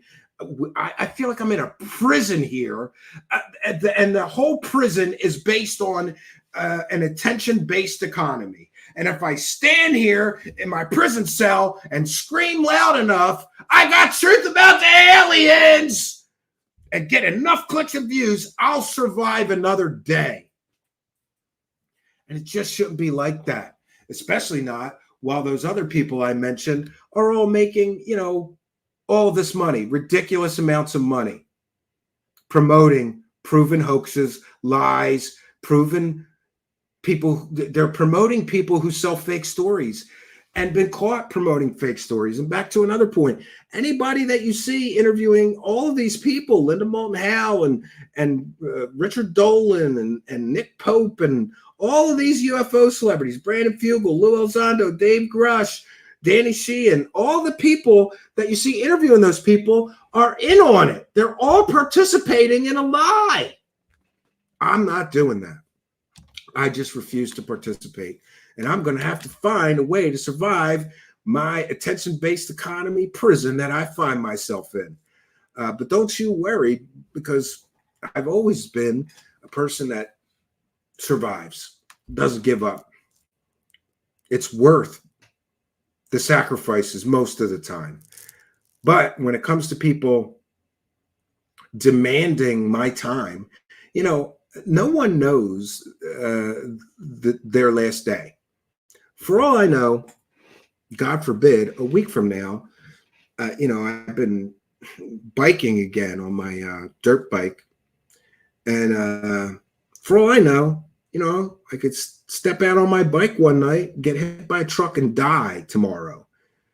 And will I have, in my last moments, thought, I think I should have spent more time debunking Skinwalker scam, Jaime Maussan, Bob Lazar, Jeremy Corbell, George Knapp, Lou Elizondo, Dave Grush, and all these other people. I wish I would have spent more time proving that they were liars. If you're not smart enough to realize that those people are profit-driven liars, then I can't help you. And on my last day and my last breath, and I will not regret not spending more time on these despicable, disgusting, degenerate humans. All right, so done with my rant. We'll take some comments and questions from the live chat. I appreciate I need to get some things off my chest occasionally. William Runner, I agree, Stephen. It sickens me that these cons are banking on lies, and all the while people that stand up for the truth get pennies. Yeah, it's discouraging. Discouraging is the word for it. I want to thank a generous person, only Oscars with kind and generous, $4.99, who says thanks. Very kind of you, and thank you for two things. Thanks for being a member, and thanks for the super chat. I appreciate it. Praise the cash. Praise the cash, praise the cash, praise the cash. So I'll take some comments and questions from the live chat. If you're a veteran here, you know how this works. If you're a newcomer, maybe not. So I will just mention I happen to be visually impaired. So it really does help me if you want me to share your comment on the screen, or you have a question for me, that you put it in all capital letters. It really does help. Steve Long says, we thank you for all the time and effort you'd offered to promoting valid evidence and info. Few do it, and fewer do it forever. But those who've taken their turn at the task, like you, have been invaluable. Thank you, Steve Long. I appreciate it. I remember shooting a conference where dude was talking how to prepare for when X comes close to Earth orbit. That was 2002. Brett Clark talking about Nibiru conspiracy. Remember that? Yeah, it was supposed to come back, and all the people were. ML says you're going to lose your voice. Yeah, I'm still having a hard time trying to recover from strep throat. Still feel scratchy every day, but I apologize. There should be a disclaimer on these shows. Yeah, that it's fake and it's entertainment. It's science fiction. Yes, Zizek says they don't guest on Truth Seekers. Well, we've talked about why, right? Pinzer says, Stephen, take a break with your family if you need it. We will be back when you're refreshed. Yeah, but we talked about the attention-based economy and the digital prison I find myself in. The last time I took more than a day or two off, or a weekend off, I came back to half the live viewers and half the views. And it took me, I think it was 4 months to get back to the level I was at before I took a few weeks off. And so I'm hesitant to do that. And that's ridiculous. One of the other stupid things is, one of the main reasons I wanted to run my own business is so that I would have the freedom to take care of my family, especially my nonverbal autistic son, who requires a great deal of constant care and attention and 100% 24/7 supervision to prevent major problems. You got to be right there with him. So one of the reasons I wanted to have a business was so that I could take off whenever I wanted to, and I wouldn't have to answer to somebody. But meanwhile, I'm answering to YouTube AI algorithm, AI gods, who really don't want me to take off, because then I'll get off the treadmill and then they punish me. That's how I feel about it. History Channel should cancel The Secret of Skinwalker Ranch. Well, an ethical producer connected to that might consider that after this event, but I don't know. Build a nice tree house at your forest area and film it. Lady blah blah, did you read my mind? That's on my list of things to do. It really is. Over at the new property, I happen to be talking to the building inspector and doing my paperwork for the cabins I'm building there. And I asked him, hey, can I what's the deal with the treehouse? And he said, as long as it's up off the ground, I don't care. And I'm like, well, how big could it be? 8x8. So I could build an 8x8, just big enough for a bunk or a couch and, place to hang out. I'm going to do that, lady blah, blah. Excellent suggestion. Pinzer says, well, some rest and meditation. I'm going to have to squeeze it in on the weekends, right? Pete Berry says, I need a med bed. That's absolutely true, right? ML, what happened to the True History Channel? I missed the True History Channel. My father, when we first got cable in the History Channel, I remember it to this day. He was so happy because he loved World War II and World War II stories. And they were great at that. But then they discovered Aliens was 10 times more views, and they just all chips in on the Aliens. Egyptian princess. Let's have a rendezvous in the woods and help Stephen build his cabin. We've joked before about doing something called Contact in the Mountains. I've got the land. Bring a tent. Everybody can camp out. So questions or comments for me, please put them in all capital letters. I don't know what this means. Camber mode, mind your gaps and corners. Yes. Wes Snipe says,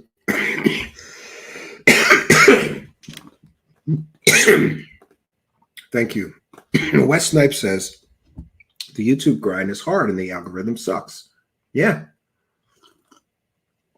I know a lot of content creators who feel the same way as me. You really can't take off. And then the other thing is, sometimes some big thing will happen. And all YouTube content creators that create live shows, the first thing you think is, I got to go live right now. And, there are times when I'm doing something with my children, like I'm at the park with my children and somebody's texting me like, oh, this big thing happened. Are you going live? Well, I don't really want to, but I feel like I have to because you got to jump on it while it's hot. Yes, rest and meditation. So comments or questions for me, please put them in all capital letters. The History Channel went down the gutter when they got American Pickers and Pawn Stars. Then they went to the aliens. Yeah, I agree, right? History has been revisited. I hope they get back to real history someday because they were good with the World War II and real historical documentaries and things like that. It's just they never came back from that. Art Lewis says, we appreciate you. Well, thank you, and thanks for being a member. I appreciate you. Thanks for appreciating us. All right. Troll says, Jaime Musan went out to the desert at Skinwalker Ranch and retrieved that dead body and fashioned a space alien out of it. Well, he would have. The police beat him to it. Chuck Bam says, when the moon is in the 7th house and Jupiter aligns with Mars, then peace will guide the planets and love will steal the stars. Aquarius. No just war. I don't know what that means, but okay, I'm all for no war. They lie till they die, and they have to keep their grift alive for as long as possible. Their life is based on a lie. And it's all for money and delusions. Yeah. Yeah. Aaron Flores, now ask yourself why this disclosed space is so full of lies. Because aliens run the world.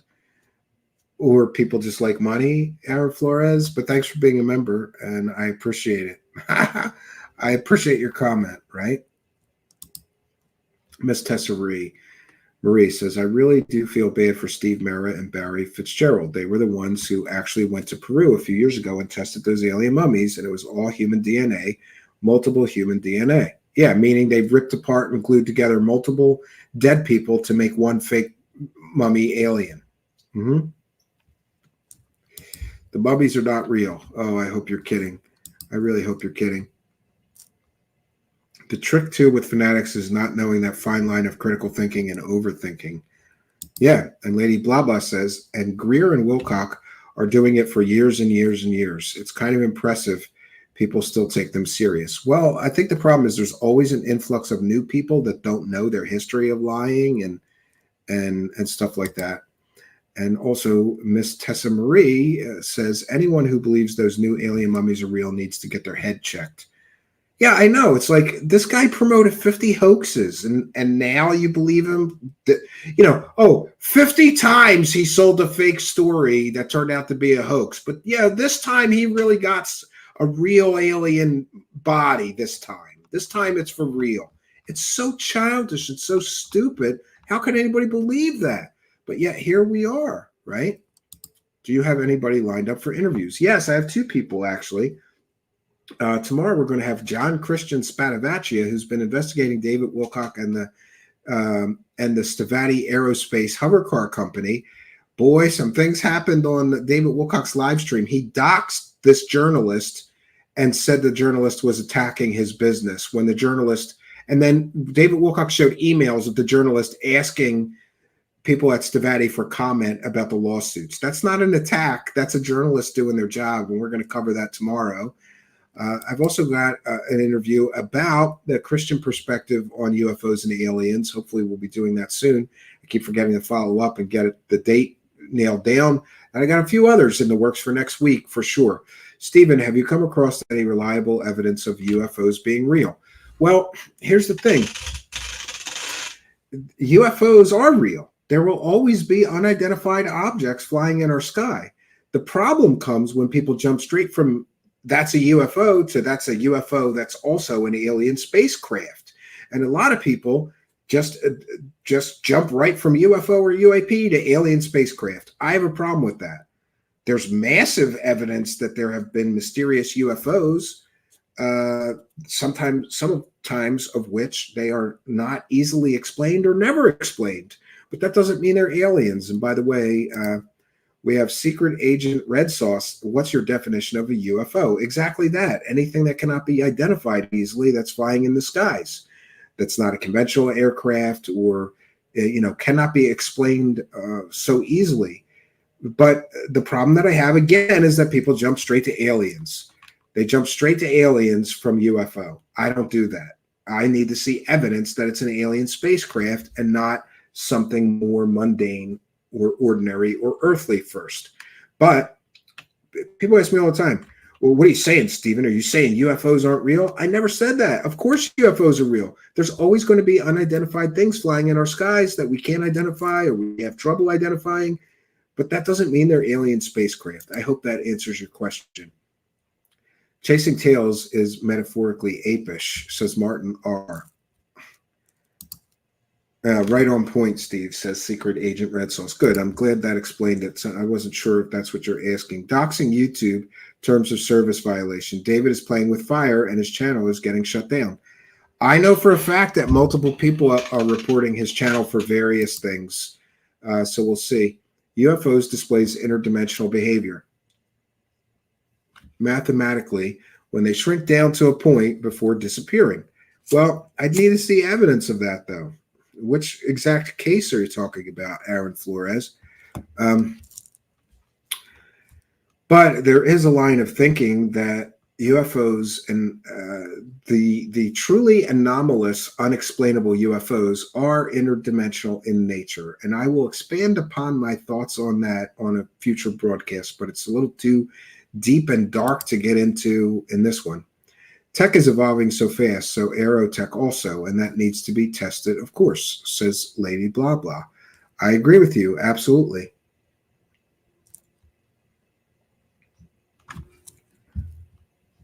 JC says, thank you, I agree. Oh, good. All right. So Aaron Flores says, I will send you the paper. Has to do with the kissing problem in mathematics. Okay, yeah, I mean, send it to me. Jimmy Ichowski is here. Thanks for being a member. Says, I believe in a higher being. What that being is, I am not sure. You know, a wiser man than me once told me, Jimmy Ichowski, that we are all just mortal men. And as a mere mortal man, we cannot comprehend the nature, the true reality and nature of the God or the infinite creator or the source or the great spirit. We just don't have enough gray matter to comprehend God. And I think that's very wise. You know, God is sort of a mystery, to me anyway. But I believe in at least an intelligent designer of the universe. Everything is just too perfect. All the wheels of the universe are perfectly in place to create us and intelligent life, and it's just too perfect. And I don't think all of this happens by accident. I don't believe that. Jimmy says I have to agree. Oh, well, good. We're in agreement then.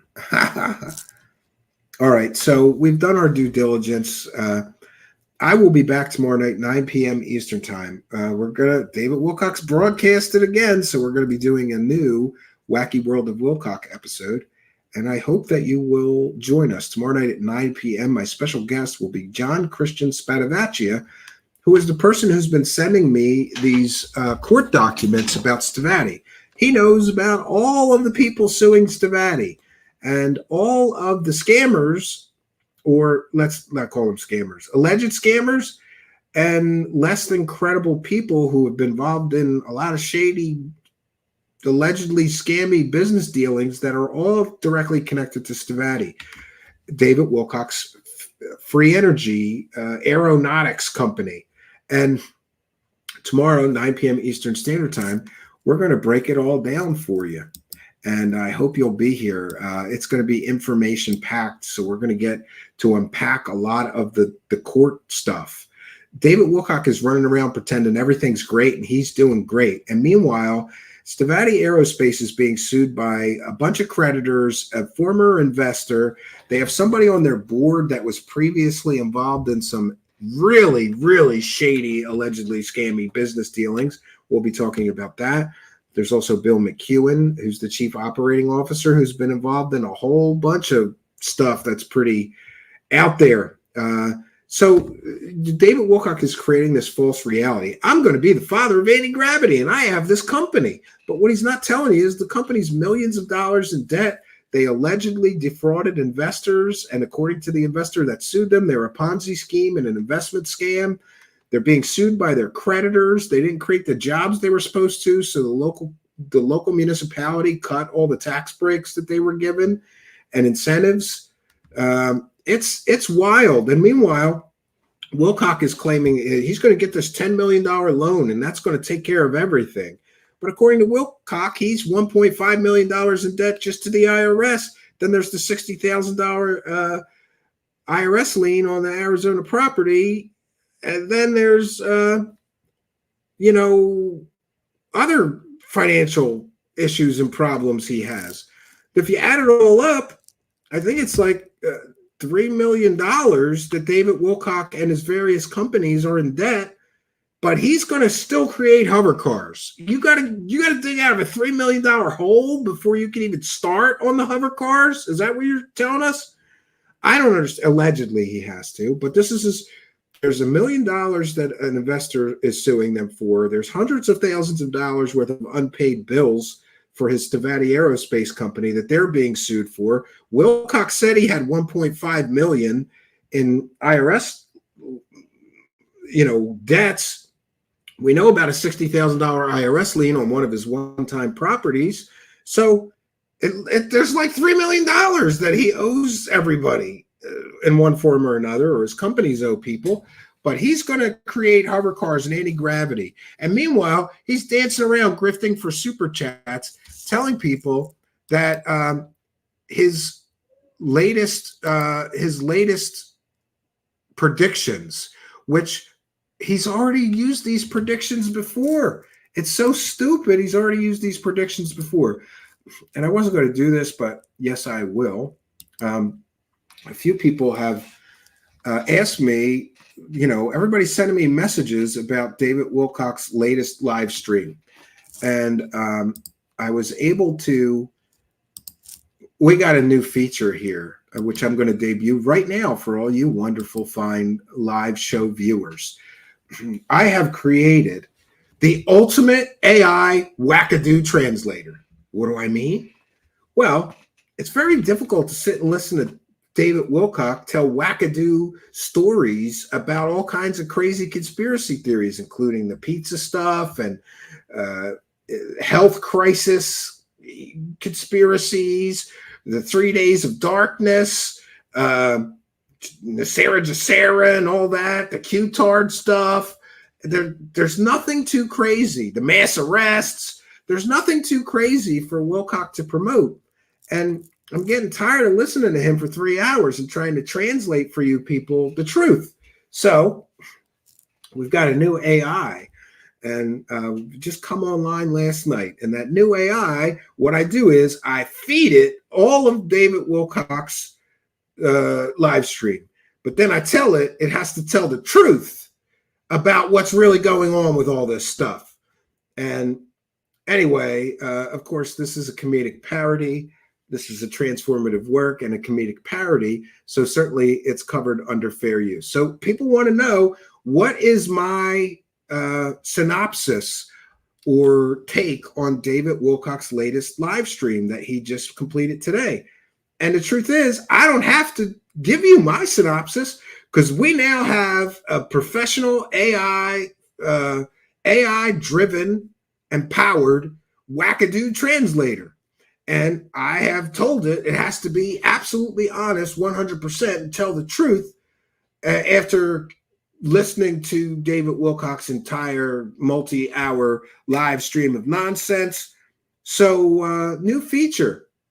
Hey, we have a professional wackadoo translator here now at Truth Seekers. We'll give you a little sample of that right now. Let me know what you think in the comments or in the live chat. The people who give me money, they all forgot I did this whole grift before, and nothing I predicted ever happened. So here, I am once again kicking the can and predicting the very same global event again. Anyone want to bet what the odds are that this time all this stuff will happen now? Mass arrests. It's a massive global event, and I've been predicting it since the early 2000s. Now everyone will know I am Earth's greatest prophet and psychic medium. It's about time. 3 days of darkness. Your internet may go out. Phones and cable television channels will all play emergency announcements about the Dark Alliance finally being defeated. Everything I have been saying will happen in the next couple days.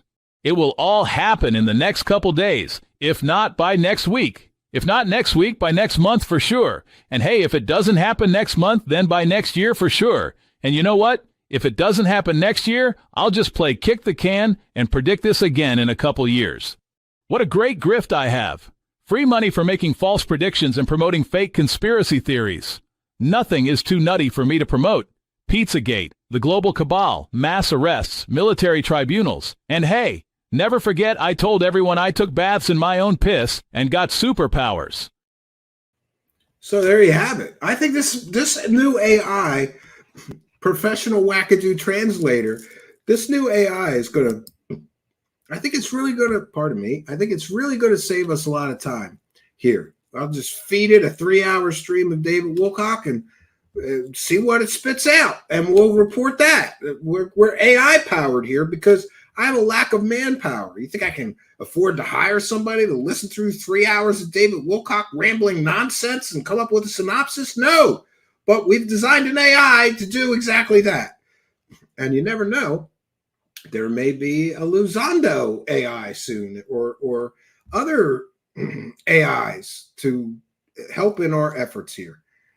100% right about Wilcock. Yeah, it's not my rabbit hole. What Terry Joyce says, that's hilarious.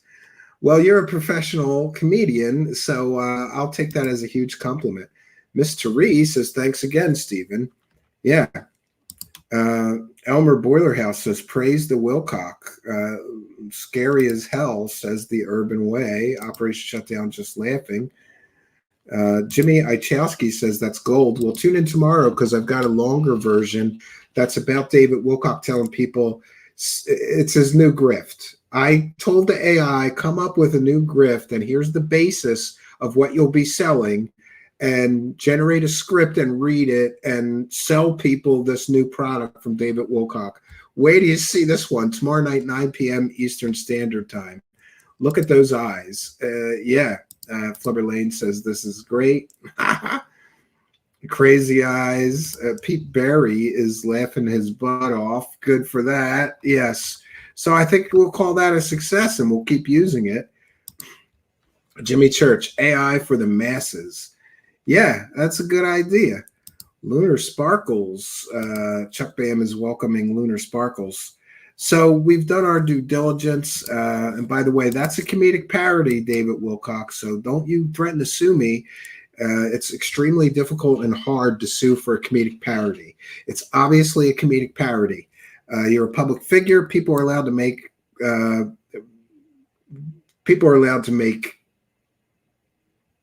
comedic parodies about public figures. It's freedom of speech. Frank Paris says, voice wrong, everything else good. Well, you have so many to choose from. I picked the closest one. In time, I can train the AI to create a voice that will sound exactly like him. But I thought it's probably best not to do that, because then I'd be accused of creating deep fakes or something, or I could be accused of creating a deep fake, and I don't want to be accused of that. It's a comedic parody. So we'll see. We'll see what happens. So, yeah, that's the news, folks. We have done our due diligence.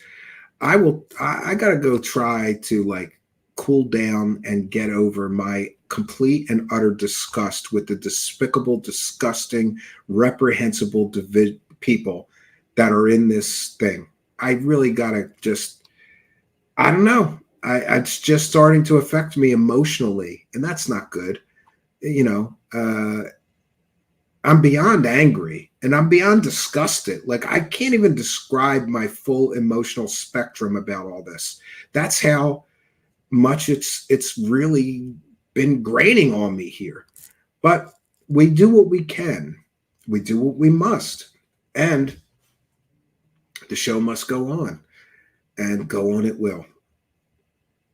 I'll be back tomorrow night, 9 p.m. Eastern Standard Time. We want to thank all of you kind and generous benefactors, you Patreon supporters, Twitch subscribers, YouTube super chatters, super sticker people, you people hitting that thanks button. Did you know that? There's super thanks. Even if you're watching a replay, you could throw a couple bucks in our hat. We love the people that do that.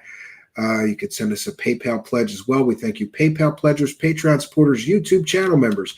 And be sure to smash that subscribe button. There's a lot of free memberships roaming around. You may get one. I appreciate all the people who've been gifting memberships. And I appreciate all the support that you guys have been giving us. We're a viewer-supported show, and only through the kindness, generosity, and support of viewers like you are we able to continue this journey. So that's all I got for you, friends. I'll be back tomorrow night, 9 p.m. Eastern Standard Time. Hope you'll be here with me. Until next time, friends, my name is Stephen Cambian. Good night, and God bless all of you, especially this person who tragically and sadly took their own life. I will keep that person, Mr. Crow, in my prayers. Every day I have a prayer list. I add people to it. It is traditional in the Christian or Catholic faith to pray for the souls of the departed, that they may find their way. And I'll do that. So that's all I got, friends. Good night, and God bless all of you.